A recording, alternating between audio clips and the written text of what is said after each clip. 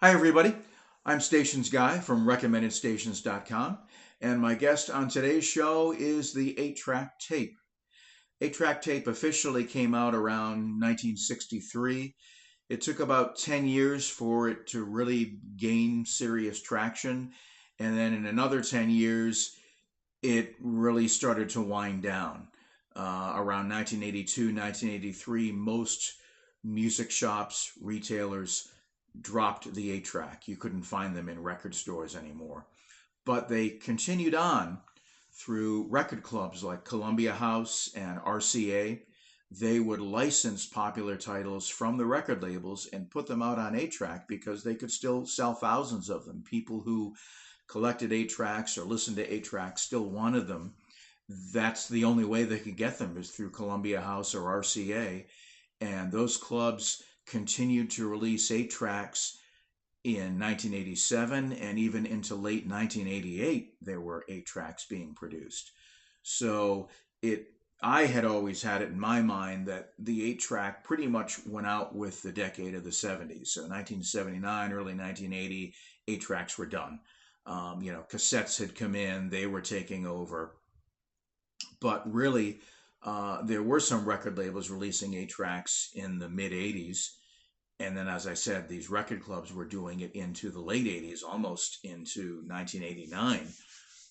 But today I'm going to share with you some titles that really surprised me to see them on 8-track. So the first one I discovered when I just became aware of all of this was this guy here. This is Prince and the Revolution, his Purple Rain soundtrack on 8-track tape. Now, this is not a bootleg. It's not a homemade copy. It's an actual release on Columbia House. And here's the back side.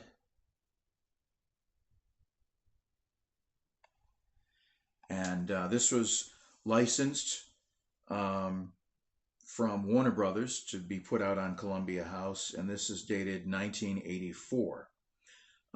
Columbia House kind of screwed around with the track listings.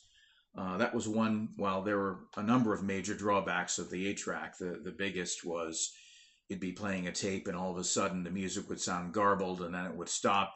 You'd withdraw the 8-track and the tape was still stuck inside the machine, wrapped around the capstan or the pinch roller, and you'd have to cut the tape or stretch it and pull it out, and then your tape was useless at that point. I mean, I guess you could try and splice it, but it was basically ruined at that point. But the other big drawback to the 8-track, if they had 4 programs, and at the end of a program, if the song was too long, they would fade it down.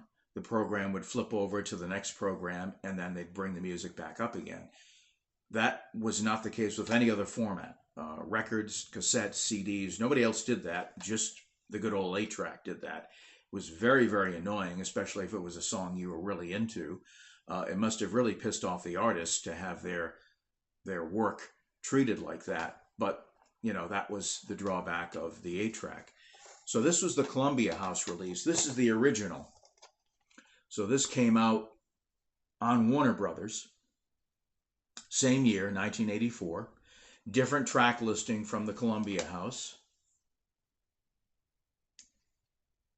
I like the Columbia House visual presentation better. I think the black case looks much nicer instead of this off-white. Which is better, 1 or 2? 2 or 3? You feel like you're at the eye doctor? I think this looks much nicer. But in any event, this just blew my mind. And there's more Prince records on 8-track, not just this one. You'll find others as well. So that's pretty wild. Here's another one that kind of twisted my brain. The Boss. Bruce Springsteen. Classic rock and roll album, Born in the USA. Monster album. Also on Columbia House. Date on this one, also 1984. There's a track listing. And I remember this album, but I don't remember it on 8-track, and here it is in all its glory.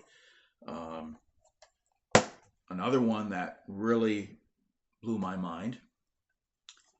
There she is, Madonna, Like a Virgin, on 8-track tape. Again, not a bootleg, not some homemade copy, but an actual release on Columbia House, 1984 as well, licensed from Sire Records. There's the track listing.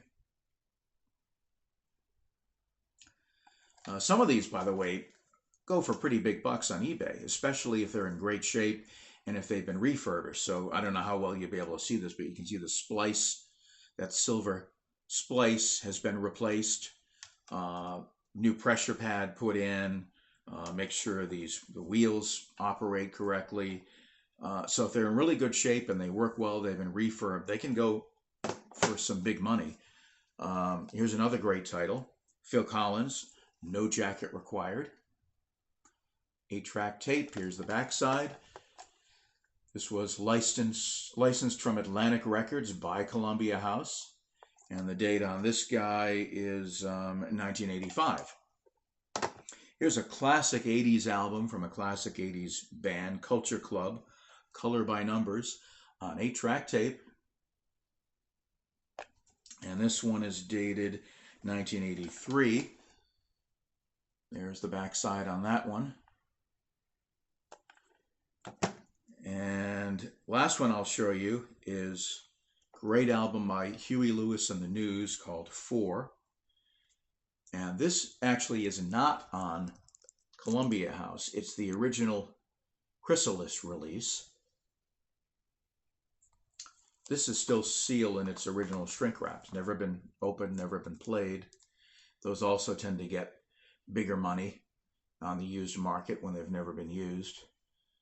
And this one is dated 1986. So I think this is the oldest, or the most recent, if you will, of the one that I have. And this was not on Columbia House, so this was Chrysalis Records still releasing an 8-track in 1986. That's pretty wild.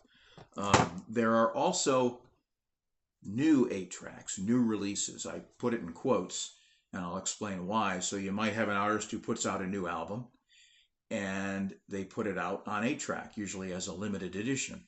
Nancy Sinatra has had some re-releases that she's put out on limited edition 8-track. Dolly Parton put out a Christmas album called Have a Holly Dolly Christmas on 8-track. Here's a great album by a guy named Mike Flanagan, who's a Hammond B3 organ player, keyboard player. He put out an album in, I think it was 2015, I think, called The Drifter. He does Texas blues. This is a fantastic record, by the way. I would highly recommend it. It's on vinyl, it's on CD, and I don't know if it's still available on 8-track or not. This one does not have a backside to it. Everything's on the front. Great album. You can see that they have this generic cardboard holder for the cassette.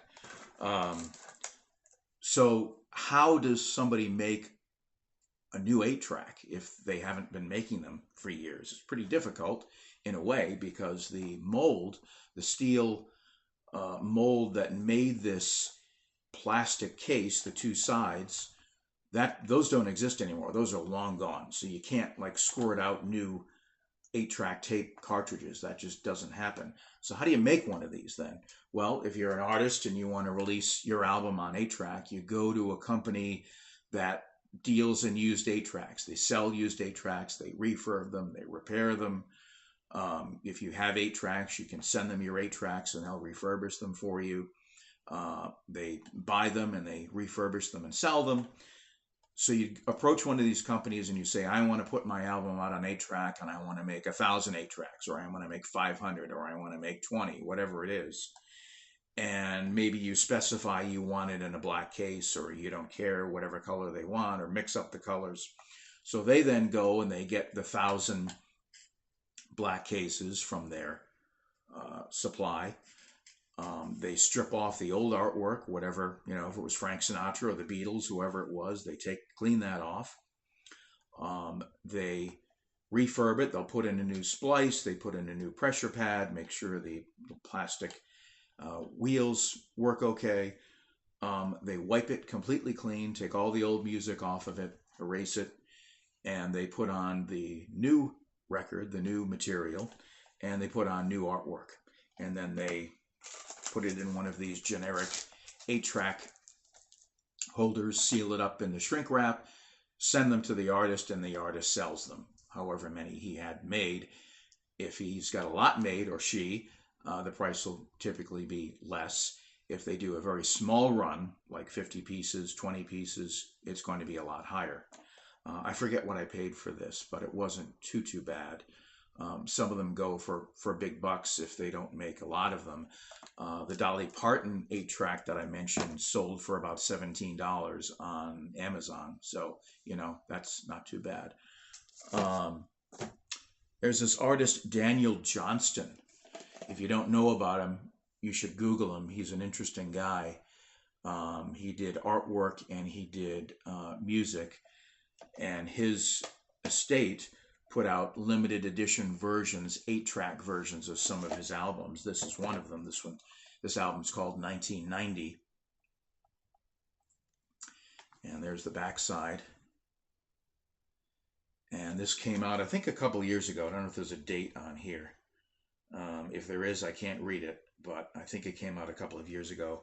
They made 50 of these. In fact, you'll see this is hand numbered here. You'll see it says number 7 out of 50.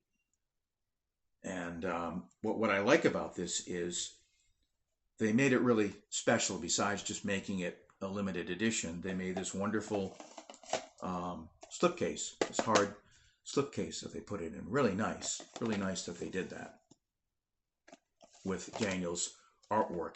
And they included some of these cards which also featured his artwork.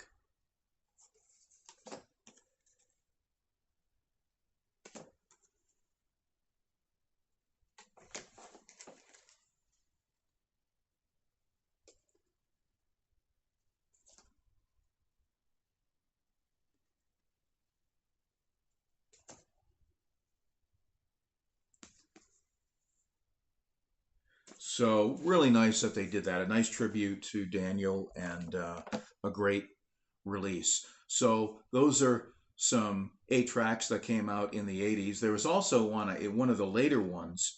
I happen to be a big Beatles fan. George Harrison released a solo album called Cloud 9. Really good album. That was released on 8-track tape. It goes for some pretty big bucks on eBay. In fact, I think I saw one a couple of days ago. It was like $699, $799. I mean, crazy money for some of these things.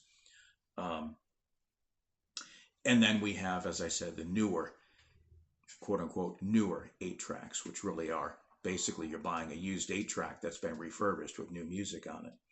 Coming up in a hopefully not too distant program, my guest will be this guy.